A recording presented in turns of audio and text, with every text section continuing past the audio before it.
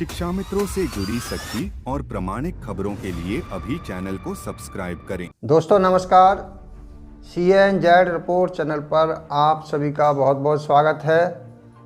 हमें आशा है, उम्मीद है कि आप सभी शिक्षा मित्र भाई बहन स्वस्थ होंगे। आज रविवार का दिन है, संडे का दिन है।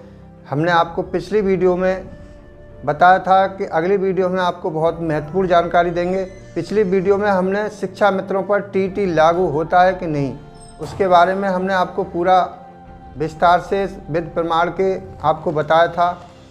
उसमें हमने यही बताया था कि शिक्षा मित्रों पर TT लागू नहीं होता है, क्योंकि शिक्षा मित्र सेवारत प्रशिक्षण प्राप्त कर चुके हैं और सेवारत प्रशिक्षण उसी व्यक्ति को दिया जाता है जो व्यक्ति पूर्व में नियुक्त होता है।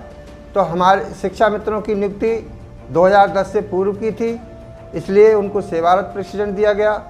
दूसरी चीज़, 2010 के नियम, जो RT एक्ट के नियम हैं, 2010 के नियम 1999 में किसी पर नहीं थोपे जा सकते। जो व्यक्ति 99 से लगा है वो उस पर उसी समय के नियम थोपे जा सकते हैं। अब 10 साल बाद नए नियम उस पर नहीं थोपे जा सकते। और हम एक बात और बता रहे हैं, जैसे कि NCT ने 26 अक्टूबर 2015 को उत्तर प्रदेश सरकार को एक पत्र लिखा था कि इसमें शिक्षा मित्रों को TT से छूट दी जाए। उत्तर प्रदेश सरकार को NCT ने पत्र भी लिखा था TET से छूट देने के लिए।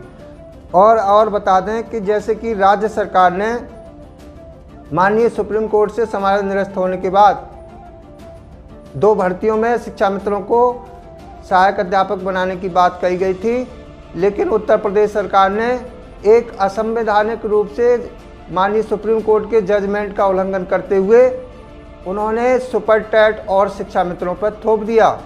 तो आप जानिए कि शिक्षा मित्रों पर सुपर टेट थोप जाना ये कहाँ का न्यायोचित है। जब न्यायोचित सुपर टेट लगाना है तो शिक्षा मित्रों को टेट से छूट देने का भी अधिकार और समायोजन करने का भी अधिकार राज्य सरकार के पास है। तो देखिए, ये तो पिछली वीडियो की बात बताई। दोस्तों, आज इस वीडियो में ये बताने वाला हूँ कि 1,37,000 शिक्षा मित्रों का समायोजन माननीय हाई कोर्ट इलाहाबाद से यानी 12 सितंबर 2015 को किन किन बिंदुओं के कारण निरस्त हुआ, क्यों निरस्त हुआ, और माननीय सुप्रीम कोर्ट ने 25 जुलाई 2017 को शिक्षा मित्रों का समायोजन किन कारणों से निरस्त किया, वो सारी जानकारी आज इस वीडियो में मैं विस्तार से बताने वाला हूं। आपसे एक ही निवेदन है कि आप हमारा वीडियो पूरा नहीं देखते हैं, कोई 2 मिनट देखता है, कोई 3 मिनट देखता है। आप हमारा वीडियो पूरा देखें, तब आपको सही जानकारी और पूरे जानकारी आपको विद प्रमाण के मिलेगी और आपके अंदर एक अपने हक के लिए एक ऊर्जा भी मिलेगी। तो आप बने रहें। ले चलते हैं हम आज की वीडियो की तरफ। जैसा कि हम आपको बताने जा रहे हैं कि 1,37,000 शिक्षा मित्रों का समायोजन क्यों और किन बिंदुओं के कारण निरस्त हुआ। देखिए, वे सारे बिंदु मैं आपको बताने वाला हूं। जैसा कि माननीय हाई कोर्ट ने जो निरस्त किया था उसमें 4 ही बिंदु थे। पहले बिंदु में कहा गया कि इनकी सेवा सामुदायिक सेवा है और ये एक समाज सेवी हैं, तो मैं इसका विश्लेषण करके बताऊंगा। और दूसरी बात कही थी कि ये अनक्वालिफाइड यानी कि शिक्षा मित्र अयोग्य हैं। दूसरी बात हो गई। तीसरी बात उन्होंने कहा था कि इनकी नियुक्ति गैर कानूनी है, यानी गैर कानूनी नियुक्ति बता दी, बैकडोर एंट्री बता दी। और चौथा कारण था कि इनके उमा देवी केस के आधार बना करके इनको 2 भर्ती में समाहित करने का या सहायक अध्यापक बनाने के लिए सरकार को कहा गया। तो ये 4 बिंदुओं के आधार पर सुप्रीम कोर्ट और हाई कोर्ट ने जो समायोजन निरस्त किया है। तो मित्रों, मैं ये आपको इसमें विश्लेषण करने वाला हूँ।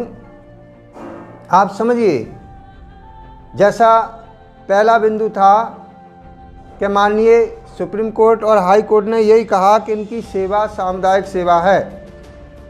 तो सबसे पहले तो हाई कोर्ट में शिक्षा मित्र क्यों हारे, उसका कारण बताऊं। जैसे शिक्षा मित्र हाई कोर्ट में जब केस चल रहा था तो उत्तर प्रदेश सरकार उसमें पार्टी थी और विरोध में BTC अभ्यर्थी थे। उन्होंने शिक्षा मित्रों के समायोजन को चुनौती दी थी।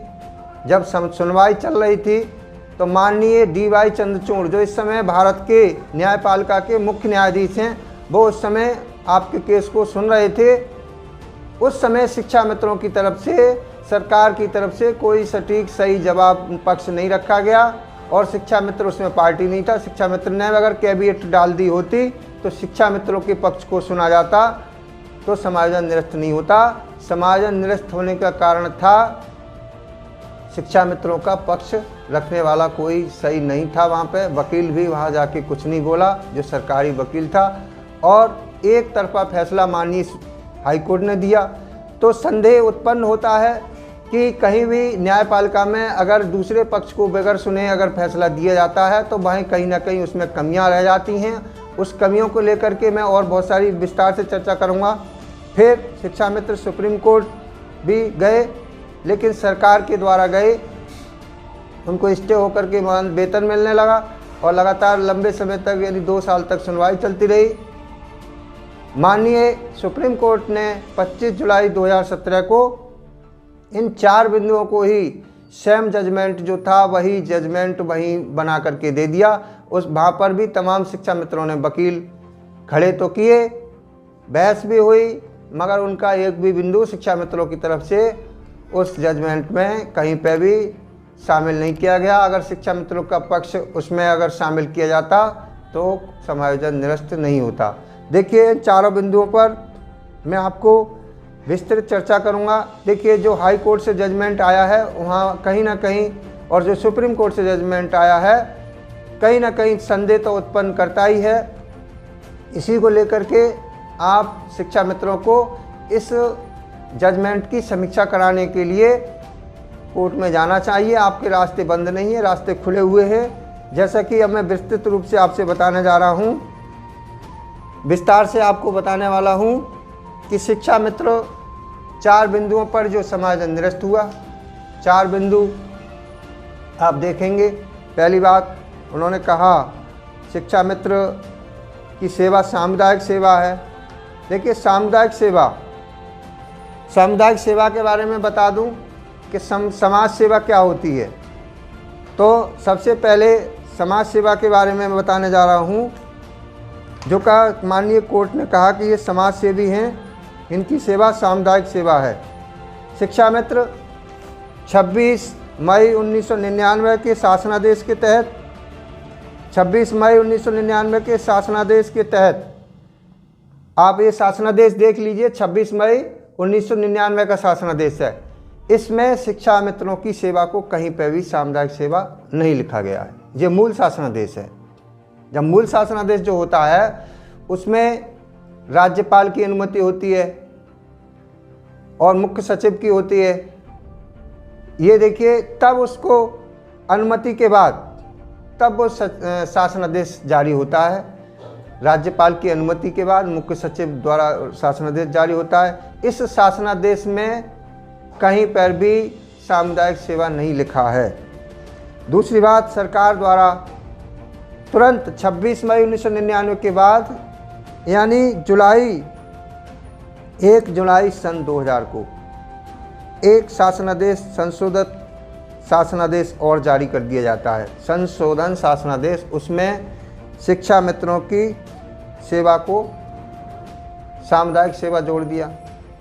क्या उसकी परमिशन राज्यपाल महोदय से ली गई?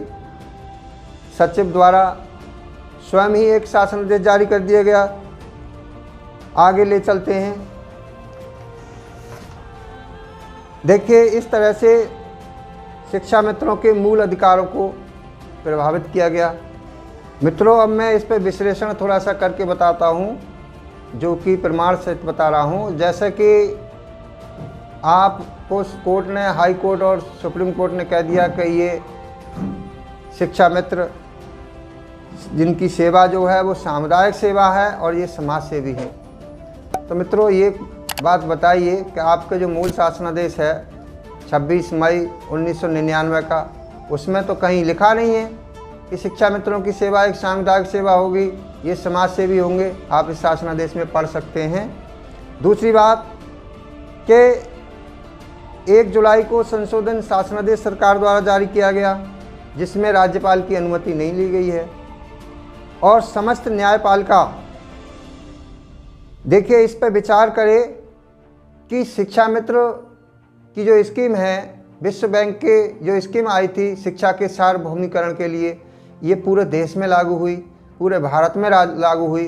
तो अन्य किसी राज्य में शिक्षा मित्रों के नाम से, अलग अलग नाम से, कहीं पैरा शिक्षक, कहीं पैरा टीचर, कहीं अतिथि शिक्षक, उत्तराखंड में शिक्षा मित्र हैं, तो किसी भी राज्य में शिक्षा मित्रों की सेवा को सामुदायिक सेवा नहीं माना है, तो उत्तर प्रदेश में क्यों मान लिया जाए? ये कोर्ट को ये भी, जैसे हिमाचल प्रदेश हुआ, आंध्र प्रदेश हुआ, ये सब एक ही राज्य, एक ही शासनादेश के तहत, एक ही शासनादेश के तहत पूरे देश में भर्ती हुई थी, अलग अलग राज्यों में अलग अलग नाम से हुई थी। तो उत्तर प्रदेश में सामुदायिक सेवा कैसे हो सकती है? दूसरा बिंदु था ये अनक्वालिफाइड है, यानी अयोग्य है। देखिए उत्तर प्रदेश के जो शिक्षा मित्र जब लगे थे, पूरे देश में अलग अलग राज्यों में लगे थे। 1999 में जो बीटीसी की और शिक्षक बनने की जो योग्यता थी, बनने के लिए इंटर बीटीसी थी, उस समय इंटर बीटीसी थी, तो शिक्षा मित्र, इंटर पास शिक्षा मित्रों को शिक्षा मित्र बनाया गया था। उसके साथ साथ शिक्षा मित्र उस समय स्नातक भी थे और भी योग्यताएं उनके पास थी। फिर सेवा देते रहे। 10 साल बाद आरटी एक्ट बना, उसके बाद इनको एनसीटी से परमिशन लेकर के 2 वर्षीय दूरस्थ बीटीसी कराया गया, प्रशिक्षित हो गए और बीटीसी भी हो गए और स्नातक भी हो गए। देखिए एक व्यक्ति जो प्राइमरी में पढ़ाने के लिए इंटर बीटीसी की योग्यता उस समय थी और शिक्षा मित्र ने स्नातक कर लिया, बीटीसी कर लिया, टेट जैसी परीक्षा उन पर लागू नहीं होती, उसके लिए अभी एनसीटी ने एक पत्र राज्य सरकार को लिखा था, मैंने बताया 26 अक्टूबर 2015 को। तो शिक्षा मित्रों को अयोग्य कैसे घोषित कर दिया? जब किसी, पहले तो न्यायपालिका में बैठे सभी जज इस बात का निर्णय करें कि शिक्षा मित्र अयोग्य कैसे है, जो 14 साल की सेवा देता है, सारी योग्यताएं रखता है और एनसीटी के मानक को भी पूरा करता है आज की तारीख में, उस समय भी करता था, कुछ शिक्षा मित्र टीटी पास भी थे। तो अयोग्य कहना किसी को उसका अपमान करना है। किसी व्यक्ति को जो 14 साल तक अपनी गोल्डन पीरियड की यानी जवानी उसने सेवा दे करके बेसिक शिक्षा में खपा दी, अपनी सारी जवानी ताकत लगा दी, बेसिक स्कूलों की जो व्यवस्था थी जर्जर हो चुकी थी, बिल्कुल उसको मजबूत करने का काम शिक्षा मित्र ने किया था। तो शिक्षा मित्र को अयोग्य कैसे कहा जा सकता है? क्या टेट की परीक्षा के कारण अयोग्य कहा जा सकता है? नहीं। टेट की परीक्षा, किसी एक परीक्षा के कारण किसी व्यक्ति को अयोग्य नहीं कहा जा सकता। किसी जिलाधिकारी, किसी IAS PCS से कह दिया जाए कि आप 20 साल सेवा देने के बाद एक परीक्षा पास करके दिखा दो, शायद कोई अधिकारी पास नहीं कर पाएगा, जैसा कि हुआ है गुजरात में हुआ है ये। जैसे कि अक्टूबर 2019 में गुजरात के अहमदाबाद में 1999 में, अक्टूबर 1999 में एक परीक्षा कराई गई थी, यानी 119 जज थे और 1372 वकील उसमें बैठे थे, लेकिन एक भी पास नहीं हुआ। क्या वो सब अयोग्य हो गए?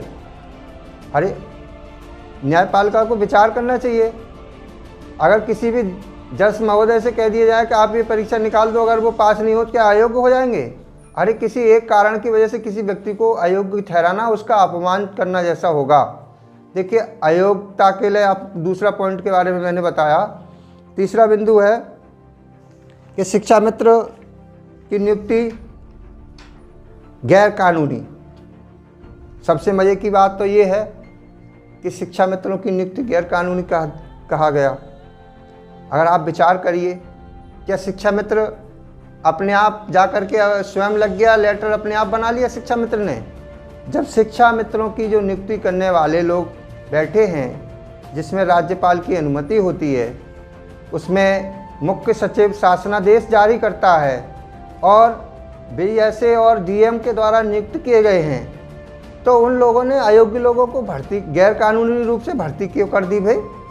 ये आप सोचिए कि राज्यपाल ने अनुमति दे दी, मुख्य सचिव ने शासनादेश जारी कर दिया, और VSA और जिला बेसिक शिक्षा अधिकारी यानी और जिला अधिकारी, उन्होंने अपनी एक समिति बना करके शिक्षा मित्रों को नियुक्ति दे दी।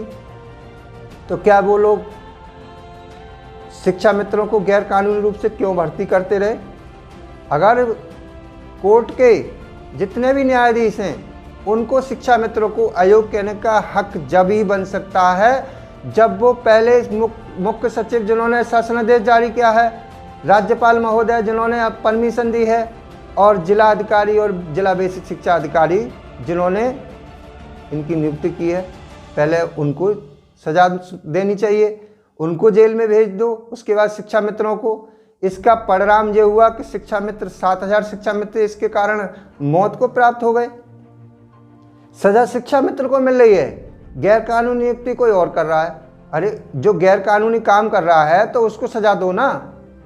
देखिए, शिक्षा मित्र की नियुक्ति गैर कानूनी इसलिए नहीं कही जा सकती। बैकडोर एंट्री, देखिए बैकडोर एंट्री जैसा कि इसमें लिखा है, क्या नौकरशाही पर संविधान नहीं लागू होता है? कोई भी सचिव कुछ भी गलत करता रहा है, उस पर कोई कानूनी कार्रवाई नहीं है। शिक्षा मित्रों को मारने के लिए मजबूर किया जा रहा है, वो आज दिन आत्महत्याएं कर रहे हैं। 7000 शिक्षा मित्रों की जान चली गई है। हिमाचल प्रदेश, आंध्र प्रदेश, उत्तराखंड, आंध्र प्रदेश और सातवारी की तमाम राज्यों में शिक्षा मित्रों को सहायक अध्यापक का दर्जा मिल चुका है। उत्तर प्रदेश में क्यों नहीं? बात करते हैं चौथा बिंदु, समायोजन निरस्त होने का चौथा बिंदु था। उसमें कहा उमा देवी केस को आधार बना करके इनको 2 भर्ती यानी 68,500 और 69,000 भर्ती में इनको मौका दे करके इनको अध्यापक बनाया जाए। लेकिन क्या हुआ, सारी बात सुनिए ध्यान से।